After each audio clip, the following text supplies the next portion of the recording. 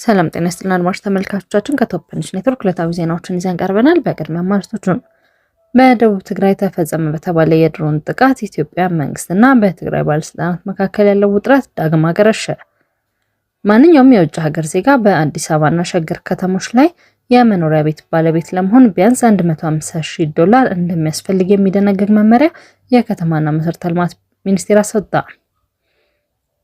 በአዲስ አበባና በድሬዳዋ የወደፊት ህጋዊ ማዕቀፎች ላይ የቀረቡ ምክረ ሀሳቦች ሪፖርት ለስራ ቡድን ቀረበ። የሀገር አቋራጭ ተሽከርካሪዎች ቁጥር ከ3000 እንደማይበልጥ የትራንስፖርትና ሎጂስቲክስ ሚኒስቴር ገለጸ። ኢትዮጵያ በሶማሊያ የሚገኘውን የቡርሃካባ ወታደራዊ የጦር ሰፈርን ከ12 ዓመታት በኋላ አስረከበች። በደቡብ ትግራይ ተፈጸመ በተባለ የድሮን ጥቃት በኢትዮጵያ መንግስትና በትግራይ ባለስልጣናት መካከል ያለውን ውጥረት ዳግም አገርሽቷል። ህወሓት የፌዴራል መንግስት ኃይሎች ሰኞ ነሐሴ 4 2018 በደቡብ ትግራይ የድሮን ጥቃት ፈጽመዋል ሲል መክሰሱን ተከትሎ በኢትዮጵያ ፌዴራል መንግስትና በትግራይ ክልል ባለስልጣናት መካከል ያለው ውጥረት ዳግም ማገርሸቱ ተገልጿል። በጥቃቱ በደረሰው የጉዳት መጠንና በኢላማዎች ላይ የተለያዩ ዘገባዎች እየወጡ ይገኛሉ። ጥቃቱ የተፈጸመው በአማራ ክልል አዋሳኝ አቅራቢያ በራያ አላማጣ ወረዳ መረቧ ቀበሌ ውስጥ መሆኑ ተዘግቧል። ኤኤፍፒ የትግራይ ባለስልጣናትና የሕክምና ምንጮችን ጠቅሶ እንደዘገበው በጥቃቱ አንዲት ሴትና 3 ወንዶችን ጨምሮ 3 የትግራይ ኃይል አባላት ቆስለዋል። የትግራይ ምክትል ሊቀመንበር አማኑኤል አሰፋ የኢትዮጵያ መንግስት በመረዋ የድሮን ጥቃት ፈጽሟል ሲሉ ለኤኤፍፒ ተናግረዋል። ጥቃቱ የሁለተኛ ደረጃ ትምህርት ቤት መምታቱን የተናገሩት ሲሆን ኤኤፍፒ ግን ይህ መረጃ በተናጠል ማረጋገጥ አለመቻሉን ገልጿል። ማንኛውም የውጭ ሀገር ዜጋ በአዲስ አበባና በሸገር ከተሞች ላይ የመኖሪያ ቤት ባለቤት ለመሆን ቢያንስ $150,000 እንደሚያስፈልግ የሚደነግግ መመሪያ የከተማና መሰረተ ልማት ሚኒስቴር አወጣ። አንድ የውጭ ሀገር ዜጋ በኢትዮጵያ የቤት ባለቤት ለመሆን የማህበረሰብ ሞራልና መሰል ጉዳዮች ላይ ገደብ የሌለበት መሆን እንዳለበት ተደንጓል። በመመሪያው መሰረት የውጭ ሀገር ዜጋ ማለት ትውልደ ኢትዮጵያዊ የሆነ የውጭ ዜጋን ሳይጨምር ኢትዮጵያዊ ዜግነት የሌለ ወይም የሌላ ሀገር ዜግነት ያለው ማንኛውም ሰው ማለት ነው።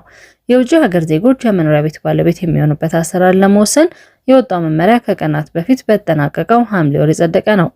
በመመሪያው መሰረት ማንኛውም የውጭ ሀገር ዜጋ የመኖሪያ ቤት ባለቤት ለመሆን ሊያሟላው በሚገባው ለአንድ መኖሪያ ቤት የሚያስፈልግ ዝቅተኛ የገንዘብ መጠን ተዘርዝሯል።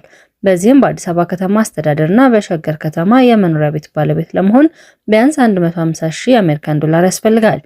ሸገር ከተማን ሳይጨምር በኦሮሚያ፣ በአማራ፣ በትግራይ፣ በሲዳማ፣ ማዕከላዊ ኢትዮጵያ፣ በደቡብ ኢትዮጵያ፣ በደቡብ ምዕራብ ኢትዮጵያ፣ በሶማሌ ክልል፣ በሐረሪ ክልል ወይም በድሬዳዋ ከተማ አስተዳደር የመኖሪያ ቤት ባለቤት ለመሆን ደግሞ ዝቅተኛው የገንዘብ መጠን $120,000 ማቅረብ ነው። ከሌሎቹ ክልሎች የውጭ ሀገር ዜጋ የቤት ባለቤት ለመሆን ዝቅተኛ ገንዘብ የሚጠየቀው በአፋር፣ በቤንሻንጉል ጉሙዝ እና በጋምቤላ ክልል ሲሆን የገንዘብ መጠኑ ደግሞ $100,000 እንደሆነ ተደንግጓል። አንድ የውጭ ሀገር ዜጋ በኢትዮጵያ ሊኖር የሚችለው የቤት መጠን አንድ ብቻ ነው። በኢትዮጵያ ኢንቨስትመንት ኮሚሽን ፈቃድ ወስዶ እያለማ ያለ ባለሀብት ይህ ዝቅተኛ የገንዘብ መጠን ሳይገድመው የአንድ ቤት ባለቤት መሆን ይችላል። በመመሪያው መሰረት ማንኛውም የውጭ ሀገር ዜጋ የጠቀሰውን ለአንድ ቤት የሚያስፈልግ ገንዘብ በሚያስቀምጥበት የባንክ ሂሳብ እንዲከፈትና ገንዘቡ በውጭ ምንዛሬ እንዲያስቀምጥ የሚፈቅድ ደብዳቤ ከሚመለከተው መስሪያ ቤት በማጻፍ በመረጠው ባንክ ገቢ ማድረግ አለበት። አንድ የውጭ ሀገር ዜጋ የመኖሪያ ቤት ባለቤት ለመሆን የሚያስችል ፈቃድ የሚያገኘው ከጸና ፓስፖርት ካለው የወንጀል ታሪክ የሌለው ስለመሆኑ ከሚኖርበት ሀገር ማረጋገጫ ከሚመለከተው አካል ማስረጃ ማቅረብ ከቻለ ብቻ ነው። በአዲስ አበባና በድሬዳዋ የወደፊት ህጋዊ ማዕቀፎች ላይ የቀረቡ የምክር ሀሳቦች ሪፖርት ለስራ ቡድን ቀረበ። በትላንትናው ዕለት ከሰዓት በፊት ከ30 ተመካካሪዎች የተጠናከረው ቃለ ጉባኤ ለ500ዎቹ ማለትም የስራ ቡድን ተዘጋጅቶ ሪፖርት ከቀረበላቸው አጀንዳዎች መካከል አንዱ የፌዴራል ከተሞችን የሚመለከት የአዲስ አበባና የድሬዳዋ የህጋዊነትና የአስተዳደር ስርዓት ላይ ያተኮረ ሲሆን በርካታ ሀሳቦች የተነሱበት እንደነበር ተገልጿል። ይህም የሁለቱ ከተሞች ህጋዊ ሰውነት ምን መምሰል እንዳለበትና የአዲስ አበባ የስራ ቋንቋ ጉዳይም ተነስቷል።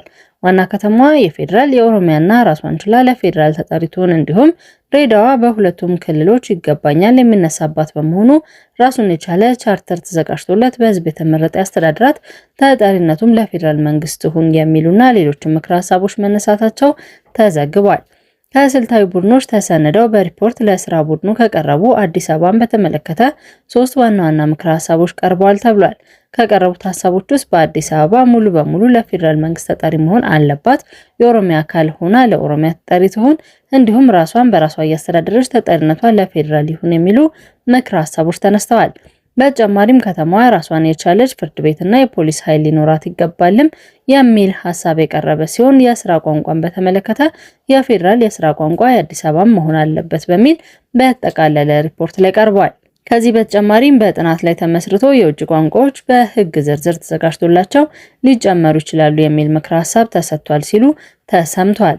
የቅርሶችና የስያሜያቸው ጉዳይን በተመለከተ የአዲስ አበባ ነባር ማንነትን በማያጠፋ መልኩ በቀጣይ የሚሰየሙት ግን በብዝሃ ማንነትና የብሔር ብሔረሰቦች አንድነትን የሚያጠናክሩ መሆን አለባቸው የሚል ምክረ ሀሳብ ቀርቧል። የአዲስ አበባን የህዝብና የአገልግሎት መጨናነቅ ለመቀነስ ልክ እንደ ደቡብ አፍሪካ የተለያዩ የፌዴራል ማዕከላት ማለትም ከተሞችን ማስፋፋት እንደ አማራጭ ቀርቧል። ተሳታፊው በዚህም መሰረት እንደ ሐዋሳ፣ ባህር ዳር አይነት ከተሞች ተጨማሪ እንዲሆኑ የማድረግ ምክረ ሀሳብ ቀርቧልን ብለዋል። ድሬዳዋን በተመለከተ በቃልና በወሰን ብቻ ሳይሆን በቻርተር የሚመራ ህጋዊ አስተዳደር ስርዓት ሊኖራት ይገባልም የሚል ምክረ ሀሳብ እንደቀረበ አንስተዋል። የሀገር አቀፍ ተሽከርካሪዎች ቁጥር ከ3000 እንደማይበልጥ የትራንስፖርትና ሎጂስቲክስ ሚኒስቴር ገለጸ። ሚኒስቴሩ በሀገር አቋራጭ የትራንስፖርት ዘርፍ ላይ አዲስ ማሻሻያ ማዘጋጀቱ ተነግሯል። በሀገሪቱ ያሉት ሀገር አቋራጭ ተሽከርካሪዎች ቁጥር ከአገልግሎት ውጪ ያሉትን ጨምሮ ከ3000 እንደማይበልጥ ያስታወቀው የትራንስፖርትና ሎጂስቲክስ ሚኒስቴር ነው። የተቋሙ የሎጂስቲክስ ሚኒስቴር ዴኤታ አቶ በሪዮ ሐሰን የህዝቡ የጉዞ ፍላጎት ካለው ተሽከርካሪ ቁጥር ጋር አይጣጣም ሲሉ ተናግረዋል። አክለውም ዘርፉ ለበርካታ ዓመታት በግለሰብ የአውቶቡስ ባለቤቶችና ደላሎች ተይዞ መቆየቱን ተወዳዳሪ የሆነ ቀልጣፋ አገልግሎት እንዳይሰጥ እንቅፋት ሆኖ መቆየቱን አንስተዋል። ይህንን ከፍተኛ የትራንስፖርት አቅርቦት እጥረትና የአደረጃጀት ክፍተት ችግር ለመፍታት የተዘጋጀው መመሪያ ቁጥር 984/2017 ዘርፉን ለግል ባለሀብቶች፣ ለአክሲዮን ማህበራትና ለአዳዲስ ተዋናያን ክፍት እንደሚያደርግ ሚኒስቴር ዴኤታው ተናግረዋል። መመሪያው የትራንስፖርት ማህበራት ወደ ከፍተኛ ደረጃ የንግድ አገልግሎት እንዲሸጋገሩ የሚያስችል ይህንንም የፋይናንስ አቅምን በማሳደግ ዘመናዊ ተሽከርካሪዎችን ወደ ገበያው ለማስገባት መንገድ እንደሚከፍት ጨምረው ገልጸዋል። መንግስት ዘርፉ በአገልግሎት ጥራት ለማስጠበቅ የሚያግዙ የአደረጃጀት ለውጦችና የዲጂታል አሰራሮችን መዘርጋቱን የዜጎችን እንግልት በመቀነስ ቀልጣፋና ሰብአዊ ክብሩን የጠበቀ አገልግሎት የመስጠት ዓላማ እንዳለው አጽንኦት ሰጥቶበታል። የኢትዮጵያ መከላከያ ሰራዊት በሶማሊያ አባይ ክልል የምትገኘው ስትራቴጂካዋ የቡርሃካባ ወታደራዊ የጦር ሰፈር ለሶማሊያ የጸጥታ ኃይሎች ማስረከቡን ሶማሊ ጋርዲያን ዘግቧል። ይህ እርምጃ የሀገሪቱን ደህንነት የማስጠበቅ ኃላፊነት ደረጃ በደረጃ ወደ ሶማሊያ ኃይሎች ለማሸጋገር የሚደረገው እንቅስቃሴ አካል መሆኑ ተገልጿል። በሶማሊያ የአፍሪካ ህብረት የድጋፍና የማረጋጋት ተልዕኮ አውሶም እንደገለጸው የጦር ሰፈር ርክክቡ የተባበሩት መንግስታት ድርጅት በሶማሊያ የድጋፍ ቢሮ ባደረገው ድጋፍ አማካኝነት ነሐሴ 2 2018 ዓ.ም በይፋ አጠናቋል። እንደ አውሮፓውያን አቆጣጠር 2014 ዓ.ም ጀምሮ በኢትዮጵያ መከላከያ ሰራዊት ቁጥጥር ስር የቆየው ይህንን ወታደራዊ የጦር ሰፈር ሶማሊያ ብሔራዊ ሰራዊት 60ኛ ክፍለ ጦር መረከቡ ተገልጿል። አውሶም ይህ የጦር ሰፈር ርክክብ የደህንነት ኃላፊዎች ደረጃ በደረጃ ለሶማሊያ ብሔራዊ ኃይሎች የማስረከብ ሂደት አካል መሆኑ ተገልጿል። የኢትዮጵያ ወታደሮች ቀደም ሲል በነበረው በሶማሊያ የአፍሪካ ህብረት ተልዕኮ አውሶም ስር ለ12 ዓመታት ያህል በቡርሃካባ ቆይተዋል። ከሞቃዲሾ በስተሰሜን ምዕራብ 185 ኪሎ ሜትር ርቀት ላይ የሚገኘው የሶማሊያ ዋና ከተማ የባይዶዋ ጋር የሚገናኘው መንገድ ላይ ያለችው ቡርሃካባ በአልሸባብ ቁጥጥር ስር በሚገኙ ወይም ግጭት በሚታይባቸው አካባቢዎች የተከበበች ናት።